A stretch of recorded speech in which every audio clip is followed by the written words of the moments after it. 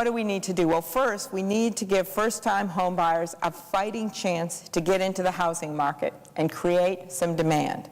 I've co-sponsored the First-Time Home Buyers Tax Credit Act. Other co-sponsors include Debbie Stabenow, Joe Lieberman, and Gordon Smith. I especially want to thank Senator Stabenow for her great leadership on this bill and on this issue. In fact, before I was even in the Senate, I called her to get some good ideas for first-time homebuyers, because I was hearing all over our state, because of the value of the homes, that it was really getting hard for first-time homebuyers to get a tax credit. And in fact, we have a state fair, as you have, Madam President, in Missouri, and our booth at the state fair was a home. We designed it like a house and talked about how important it was for Senator Stabenow's idea for this first-time homebuyers tax credit.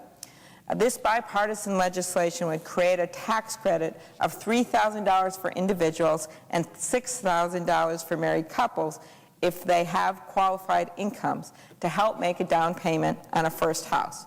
We estimate that this credit would help more than 15 million people close the deal on their first home over the next 7 years. Second, we need to expand financing opportunities for homeowners caught in the credit squeeze. I'm hoping that the Senate is able to finally pass legislation that gives state and local housing finance agencies the ability to issue bonds to raise money to refinance subprime mortgages that are in trouble, and to expand the ability of the Federal Housing Administration to help homeowners rework their mortgages, reworks that many lenders are unwilling or unable to do because of the broader economic crisis.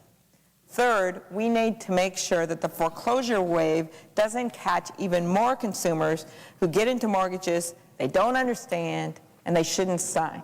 And I was thinking today at our hearing when Senator Kennedy was speaking about how we have seen broken government across this economy because of, in fact, the decision by this administration and others not to watch what's going on, not to put the resources into whether it's toxic toys or tainted dog food.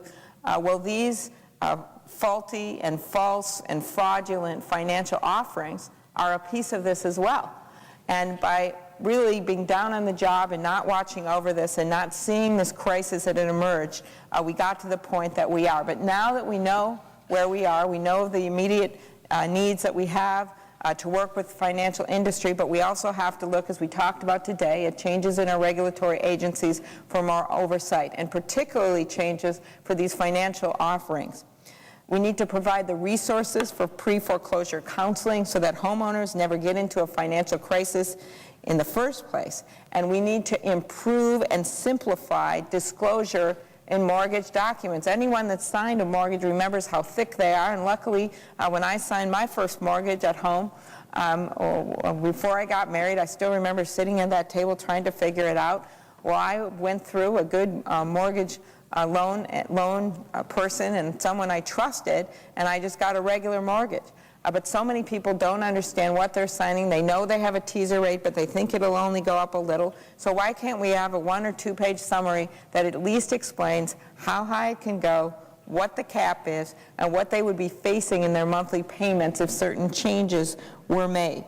We also have to have some skin in the game for these lenders. They should be held to the same fiduciary duty that banks are, and the banks have long been advocating for this so that we can make sure that they are able to pay the mortgage, not just the first year, but in the years down the road.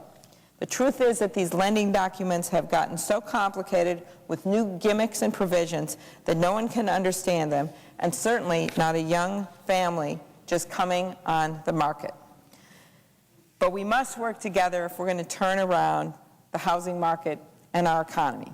Together, we can bring some stability to our market. We can make the market work more effectively for homeowners and home buyers and put a more solid foundation for a shaky economy. Now, this is going to take more than just looking at this housing crisis. It's obviously going to take more fiscal responsibility with government, something I know that the Madam President has focused on very much, and I have. It's going to take being willing to talk about how we're going to pay for things. It's going to take a better regulation of these financial markets. But as Chairman Bernanke said today, in fact, this subprime crisis is at the root of the problem, and that is what we need to focus on this week. Home ownership is at the center of the American dream. In the last couple of years, it's become a nightmare, or at least a troubled dream, for way too many middle-class families. We can't sit idly by, or worse, become paralyzed by the size of the problem. It is now time to act. Thank you, Madam President, and I yield the floor.